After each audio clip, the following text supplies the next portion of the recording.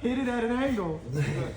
That's the only time I feel I need to take the guard off. So if I gotta make Well, a perfect flat cut. if you get hurt and anybody asks me, I'm going to say, I told Anthony never, ever, ever, ever take the guard off. Ever.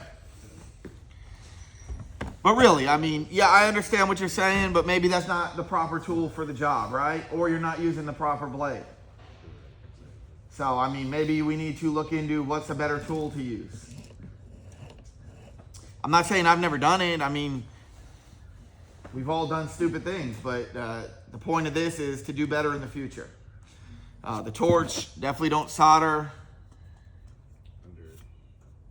And be looking at it like that, figure out a way to come either sideways and look at your joint. You could come from this way, and you could come from this way and be looking at the joint, right?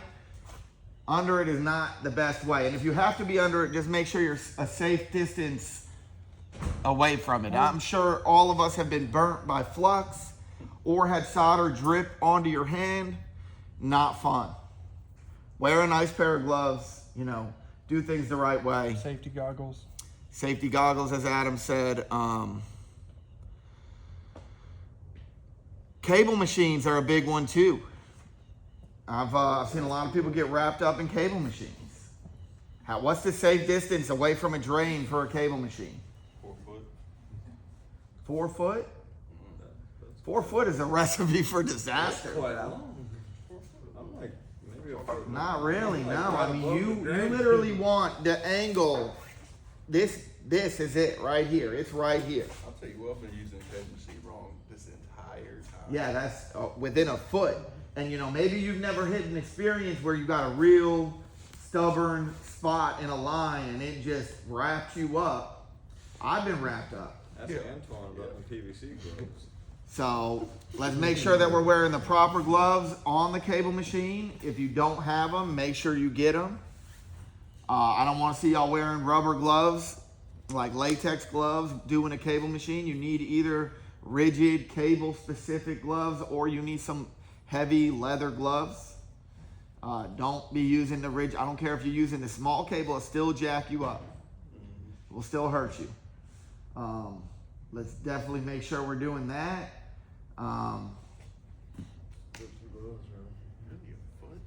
A foot is what you're supposed to be, right into the hole. Right, Adam? As close as possible. As close as possible. And another thing you guys can do, you know, if you don't have it, you could simply get, let's just say you're cabling under like a cooler or something. Put a 90 on the end of this, you slide it in there, you turn it into the drain. I do that kind of stuff all the time just because it makes my life easier. Where I don't want I gotta pay for my cable if it binds up and gets destroyed. I don't want that to happen, so I'll use something. Also for your small cable, a section of garden hose will work. A section of garden hose will stop you from getting bound up. It'll keep it straight for the most part.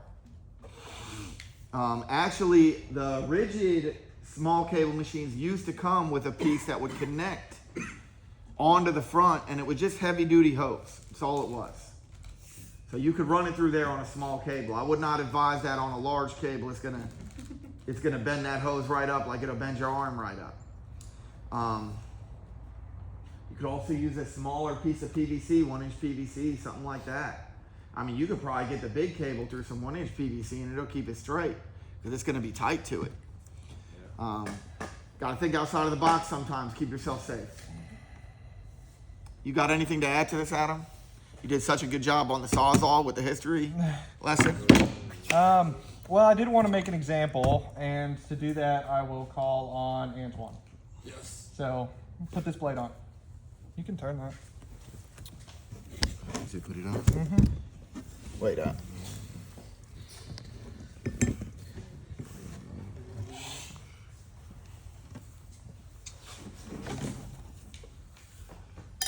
You see these arrows? You had it right the first time. There's two arrows that indicate the direction. Okay, so now when we place this in here, we've got this bevel end on this side of the, I guess you'd call that the anchor. This side does not have the bevel end, and this side does. And the purpose for that is a larger blade, okay? So this is a 4.5-inch blade. The 4-inch blade does not have that bevel in there. And also like diamond tile blades like that. This side also has the bevel, so you could use that to equate the difference. Go ahead. Nope. Press the button on the back to lock it in place. There you go. Now how do you get it tight? I don't think it's on straight. It's not. Loosen it up. Unloosen it. Yep. There you go. And just make sure that blade is flat. It is. Okay, you're good. Gotta make sure that blade's flat every time. All right. Now use that chuck key. Nope, other way. These two notches right here. Okay. It's got 2 notches that you put inside, and you need to press down the button to lock it up. You just loosened it. Alrighty, tidy.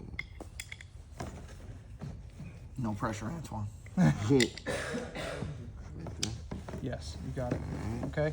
So I didn't mean to call on you to Nah, you good? you know, but like that's that. exactly what I'm talking about. Is if you don't know how to put it on right, if this blade is beveled or it's wobbling, it's exactly how you're going to break it off. Now, luckily, this blade is metal. It's a metal material.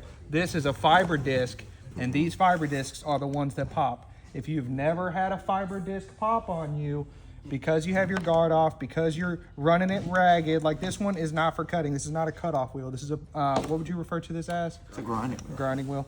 I would say, I mean. Those are, it's thicker, so it's not necessarily for cutting metal, but for It's a Type 27. whatever that means. What does that mean? I mean, I would traditionally use this to grind something down, flatten it out. Right.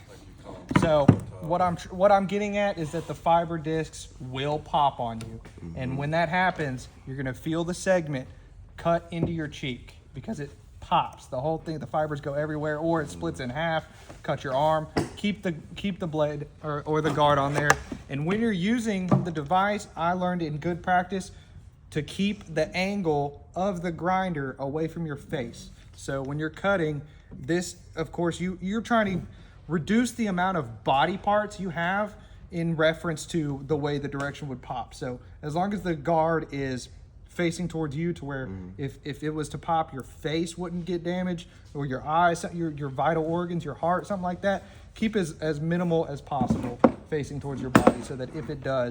And also just don't let your blades wear down to a point of, okay, the fibers are poking out. Replace your blades relatively often. Get a metal blade for a majority of things. Metal blade's not going to pop on you. I think that's what we got. Everybody also, you guys all have safety harnesses in your vans. I'm sure nobody's ever pulled them out. Everybody has a safety harness in their van. I used it to get the smoke machine over the building. Yeah. Now, you're on a ladder, a couple of things, an extension ladder, right? An A-frame is one thing.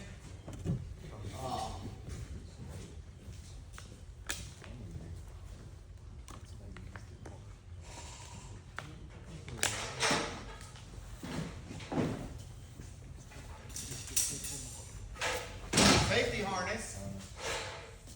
You know, let's just say, I'm just gonna lean this up over here. You know, you're going all the way up.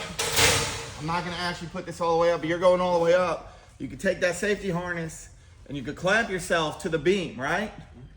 If something happens, you're up there. You know, you're working, you're doing whatever, you're up there. I'll use these ladders. I'll get up and I'll crawl up into the ceiling in Lowe's, and you know, I'll be walking around on, and I'm not telling y'all to do this, but I've walked around on the ductwork and different things, and you know, I had a harness I had myself connected to it or whatever. So a big thing you have is a safety harness. We can charge for that, and it is very useful when you're up really high. You might want to use it. You ever slip, something like that, it's going to save you. You know, I don't want to be 20 feet and drop. That's not the injury that I want to have a workers' comp case on. You know what I'm saying? I want to continue the rest of my life with functioning limbs. I like having them. On the safety harness thing. When we get a scissor lift, is that something we're able to? We used to charge for it always. And you should still try. I'm pretty sure we still can. I've not seen it, but that, I think Yeah. 75. But you better use it if you charge for it. Yeah. Oh, a big reason we got away from charging for it is because people don't actually use it. You know, how many things can we charge for that people don't actually use? You know, it's not right. You set your ladder up and it's just you, right? Not ideal, but it is what it is. We've all done it. Get you a piece of wood, get you 2 pieces of wood. There's numerous ways you can set this up. You can get one here, and then let's just say you're in a bathroom and the wall's right here. You can get you another piece of wood. Boom. You know, when I was back home and I was doing a lot of stuff, I would nail the ladders down. Or you could go even better, you know, one on each. I do like having the flat board because it eliminates, you know, just having the 4-inch, really 3.5-inch spot supporting the leg. But there's creative ways to do it. You know, if you feel unsafe, most likely you are, and you should take action against it. You know, nothing's impossible, including getting hurt. So you could achieve anything, and if you take a little bit of extra time and you really think about things, you could achieve them a lot more safely than you would if you just went willy-nilly on it, right? Which we've all done. But these are supposed to be held. You know, even an A-frame's really supposed to be held. You're a little bit safer on that. I would always advise having somebody to hold it, but a lot of times you can't. The extension ladder, definitely figure out a way to brace the bottom. This also right here, you can tie these off and it will hold it in case failure on the ladder. That's about all I got.